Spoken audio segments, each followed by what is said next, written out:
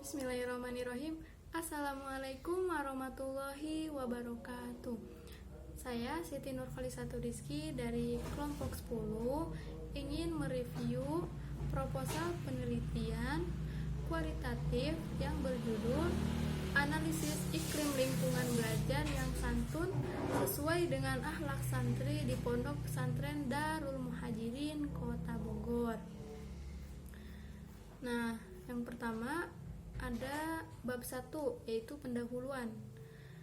Di dalamnya terdapat latar belakang. Nah, jadi latar belakangnya itu pendidikan merupakan proses pembelajaran untuk meningkatkan perkembangan kemampuan peserta didik yang mencakup wilayah motorik, kognitif, dan afektif. Nah, di tengah perkembangan globalisasi ini, terdapat banyak permasalahan dari penyimpangan akhlak yang melanda sebagian besar peserta didik. Hal ini membuat dampak globalisasi telah meruntuhkan nilai budaya dan karakter masyarakat. Terlebih lagi, hanyutnya akhlak pada setiap individu yang menimbulkan penyimpangan sosial dan berbagai macam perilaku buruk dalam kehidupan bermasyarakat. Nah, adapun contoh dampaknya yang tampak seperti meningkatnya pemberontakan remaja, menurunnya etika atau sopan santun belajar, berkurang rasa hormat terhadap orang tua, terhadap guru, kekejaman dan kriminalitas antar kelompok teman sebaya. Nah, tentu hal tersebut sangat bertentangan dengan nilai akhlak yang diajarkan dalam syariat Islam. Di sisi lain juga, banyak individu yang terhipnotis dengan tren budaya luar yang diadopsi menjadi bagian kehidupannya. Terlebih lagi, nilai kesantunan yang juga merupakan salah satu akhlak khas masyarakat Indonesia mengalami penurunan, di mana sudah banyak akhlak santun yang terkikis akibat dari perkembangan zaman. Nah, oleh karenanya dibutuhkan lingkungan belajar yang relevan guna menunjang penanaman kesantunan yang melekat pada setiap peserta didik sebagai output pendidikan. Nah, Pondok Pesantren Darul Muhajirin didirikan oleh Kyai Haji Ahmad Zailani pada tahun 1989 yang telah diresmikan oleh almarhum Kyai Haji Khair Afandi. Nah, Pondok Pesantren Darul Muhajirin terletak di Jalan Pemda Villa Bogor Indah 3, Kedung Halang, Kota Bogor Utara. Mana di Pondok Pesantren Muhajirin ini nilai-nilai kepesantrenan ditanamkan sejak pertama kali peserta didik masuk menjadi warga pesantren atau yang disebut dengan santri. Nah, di sana santri dilatih untuk hidup mandiri dan sederhana dengan fasilitas pesantren yang ada, serta tetap mengimplementasikan akhlak terpuji dalam beraktivitas. Di samping itu juga ada karakter yang menonjol kami temukan di salah satu pondok pesantren di Kota Bogor, yaitu di Pondok Pesantren Darul Muhajirin tersebut. Nah, pada pondok pesantren tersebut terdapat kesantunan yang melekat pada setiap santri sebagai implementasi dari pendidikan yang diterapkan. Akan tetapi, dalam menciptakan lingkungan belajar yang santun pada seorang santri tentu akan terdapat kendala dalam mengimplementasikannya. Nah, oleh karena itu kami sebagai peneliti tertarik untuk menganalisis bagaimana sih implementasi lingkungan belajar yang santun sesuai karakter santri, sesuai akhlak santri di Pondok Pesantren Darul Muhajirin Kota Bogor. Nah, kemudian ada batasan masalahnya. Yang pertama ada nilai-nilai akhlak yang dikembangkan pada lingkungan belajar di Pondok Pesantren Darul Muhajirin. Yang kedua ada implementasi lingkungan belajar yang santun sesuai karakter santri Pondok Pesantren Darul Muhajirin. Dan yang ketiga ada kendala dalam mengimplementasikan lingkungan belajar yang santun sesuai santri di Pondok Pesantren Darul Muhajirin. Nah, kemudian ada rumusan masalah. Yang pertama itu, apa saja nilai-nilai akhlak yang dikembangkan pada lingkungan belajar di Pondok Pesantren Darul Muhajirin. Yang kedua, bagaimana implementasi lingkungan belajar yang santun sesuai akhlak santri yang diterapkan di Pondok Pesantren Darul Muhajirin. Nah, yang ketiga, apa saja kendala yang ditemukan dalam mengimplementasikan lingkungan belajar yang santun sesuai akhlak santri di Pondok Pesantren Darul Muhajirin. Nah, tujuan penelitiannya yaitu mengetahui nilai-nilai karakter yang dikembangkan pada lingkungan belajar, mengetahui implementasi lingkungan belajar, dan yang terakhir mengetahui kendala apa aja yang ditemukan dalam mengimplementasikan lingkungan belajar di Pondok Pesantren Darul Muhajirin. Nah, manfaat penelitiannya itu yang pertama memberikan informasi sebagai sumbangan kepada dunia pendidikan, sebagai acuan untuk menarik lebih banyak santri agar tetap berada pada jalur keimanan yang diimplementasikan pada akhlak setiap santri. Nah, kemudian ada sistematika penulisan. Sistematika penulisan terdiri atas 5 bab.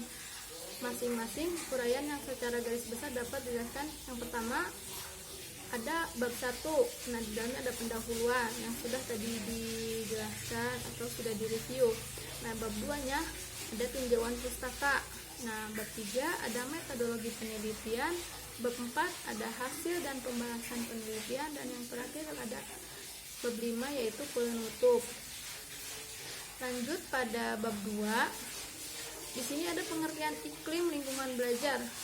Nah, dalam Kamus Besar Bahasa Indonesia diungkapkan bahwa iklim merupakan keadaan hawa atau suhu, kelembaban, awan, hujan, dan sinar matahari pada suatu daerah dalam jangka waktu yang agak lama. Nah, sedangkan secara sosiokultural, lingkungan adalah segenap rangsangan, interaksi, dan kondisi eksternal dalam hubungannya dengan orang lain, seperti pergaulan kelompok, latihan, belajar, dan pola hidup keluarga. Nah, jadi belajar adalah usaha yang dilakukan oleh seseorang untuk merubah tingkah laku menjadi baik, dilakukan secara sengaja dan terencana. Nah, jadi kan pada hakikatnya itu belajar termasuk dalam proses perkembangan manusia untuk mencapai kedewasaan.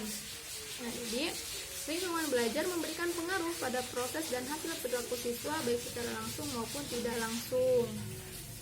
Yang kedua ada pengertian sopan santun.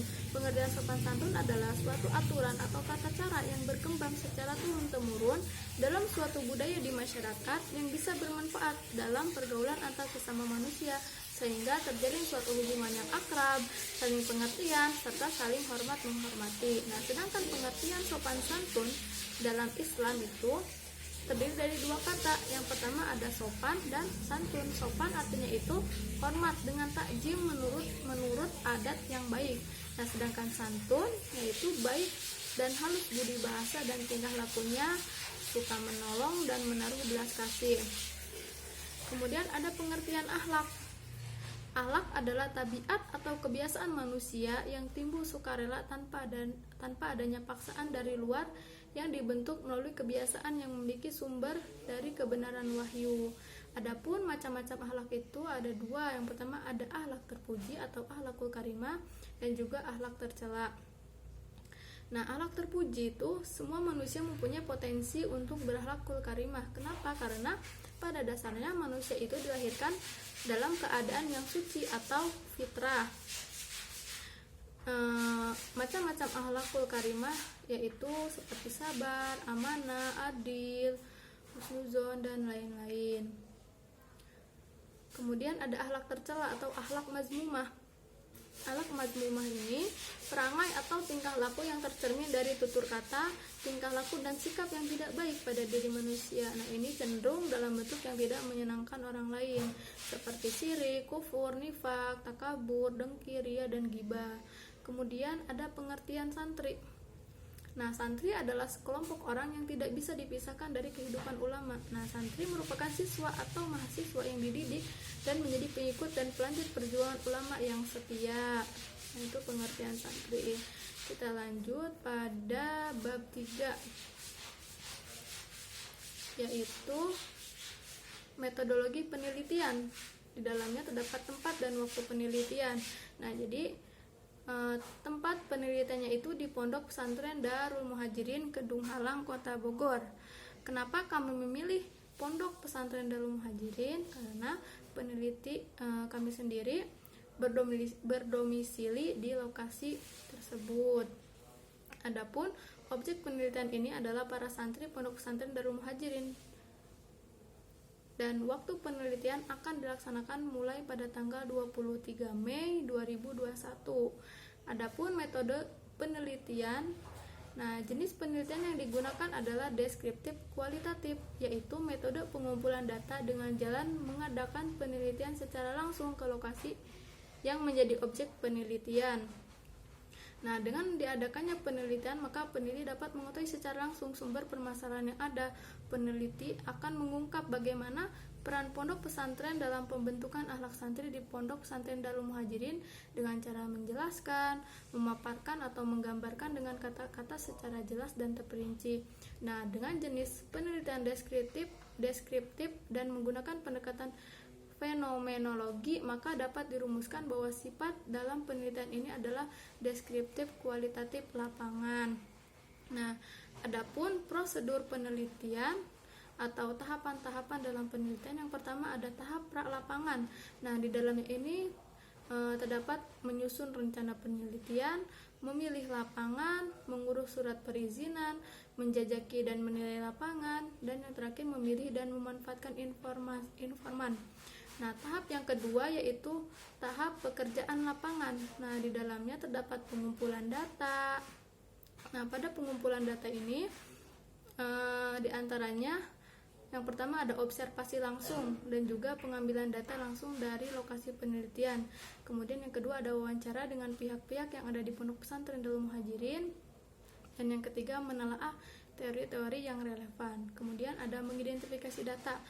Nah, data yang telah terkumpul dari hasil observasi, wawancara, dokumentasi kemudian diidentifikasi agar dapat mempermudah peneliti dalam menganalisa sesuai dengan rujukan yang diinginkan. Nah, kemudian ada tahap akhir penelitian dan tahap penyelesaian. Kemudian ada sumber data penelitian. Nah, dalam penelitian ini, peneliti menggunakan data primer dan juga data sekunder. Apa sih data primer dan data sekunder itu? Nah, jadi sumber data primer itu data langsung yang diperoleh dari lapangan. Sumber-sumber primer diperoleh dari informasi melalui wawancara dan pengamatan terhadap staf atau ustadz, ustazah, dan santri pondok pesantren Darul Muhajirin. Kemudian ada sumber data sekunder. Nah, jadi sumber data sekunder ini sumber data yang diperoleh dari sumber kedua atau sumber sekunder dari data yang dibutuhkan oleh peneliti. Nah, sehingga peneliti juga menggunakan sumber data dokumen yang meliputi sejarah berdirinya pondok, visi misinya, tujuan pondok pesantrennya, struktur pengurusan pendidikannya. Nah, data ini sebagai pelengkap dari data primer. Kemudian ada teknik pengumpulan data. Yang pertama ada observasi, wawancara, dan dokumentasi. Nah, pada wawancara ini kami sebagai peneliti akan mewawancarai pengasuh atau kiai pondok pesantren dengan tema wawancara yang pertama, tipe pondok pesantren, bagaimana strategi pembinaan akhlak yang dilakukan di dalam pondok pesantren. Kemudian kami juga akan mewawancarai santri dengan tema wawancara, apakah santri merasa terbebani apabila terdapat kegiatan-kegiatan yang berlangsung di pondok pesantren. Kemudian apa saja sih kendala selama mengikuti kegiatan di pondok. Kemudian bagaimana upaya pondok dalam mengajarkan akhlak kepada santri. Nah, kita juga akan mewawancarai putra atau putri pengasuh pondok pesantrennya dengan tema wawancara bagaimana interaksi dengan santri, mengapa pembinaan akhlak santri menjadi hal yang penting, bagaimana cara memberikan contoh yang baik terhadap santri.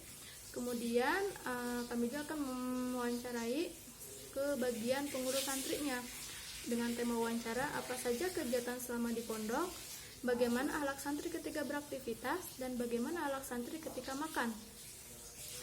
Kemudian kita juga mewawancarai para ustazahnya, dan asatizahnya dengan tema wawancara materi pelajaran apa yang diajarkan untuk membina akhlak santri, metode apa yang dipakai dalam pembelajaran kitab, dan mengapa akhlak itu sangat penting bagi santri. Nah, kemudian ada instrumen penelitian.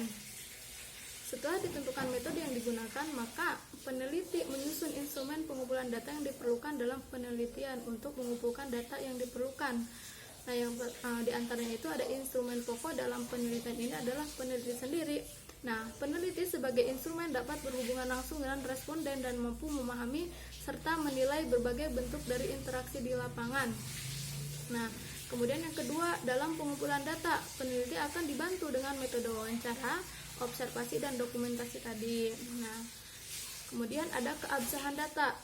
Keabsahan data itu teknik penjaminan keabsahan data dan untuk mengukur derajat kepercayaan dalam proses pengumpulan data penelitian. Nah, dalam penelitian ini peneliti atau penulis membandingkan data yang diperoleh dari sumber primer dengan data yang diperoleh dari sumber sekunder. Dan dalam hal ini juga penulis membandingkan data yang diperoleh dari hasil wawancara dengan ustadz dan ustazah dengan data yang diperoleh dari hasil wawancara dengan santri. Nah, selain itu juga penulis juga membandingkan data yang diperoleh dari hasil wawancara dengan data yang diperoleh dari hasil observasi, sehingga diketahui kesesuaian data hasil wawancara dengan fakta di lapangan. Kemudian ada teknik analisis data. Nah, teknis dalam analisis data penelitian ini adalah yang pertama ada reduksi data. Reduksi data berarti merangkum atau memilih dan memfokuskan pada hal-hal pokok yang penting, lalu dicari tema dan polanya. Kemudian ada penyajian data. Penyajian data ini dilakukan dalam bentuk uraian singkat di mana terdapat bagan hubungan antar kategori dan sejenisnya. Kemudian yang terakhir ada verifikasi. Langkah ketiga dalam analisis data kualitatif adalah penarikan dan verifikasi kesimpulan dalam penelitian kualitatif. Nah, verifikasi melalui cara mengorganisasikan data, memilih nilai menjadi satuan yang dapat dikelola, mensintesiskannya, mencari dan mengemukakan pola, menemukan apa yang penting dan apa yang dipelajari, dan memutuskan apa yang dapat diceritakan kepada orang lain. Tindakan selanjutnya adalah merangkum serta menyajikan data secara singkat dan menverifikasi data tersebut untuk mengetahui peranan pendidikan Pondok Pesantren Darul Muhajirin dalam membangun lingkungan belajar yang santun sesuai dengan akhlak santri di Pondok Pesantren Darul Muhajirin Kota Bogor. Mungkin hanya itu yang dapat saya sampaikan, kurang lebihnya mohon maaf. Wassalamualaikum warahmatullahi wabarakatuh.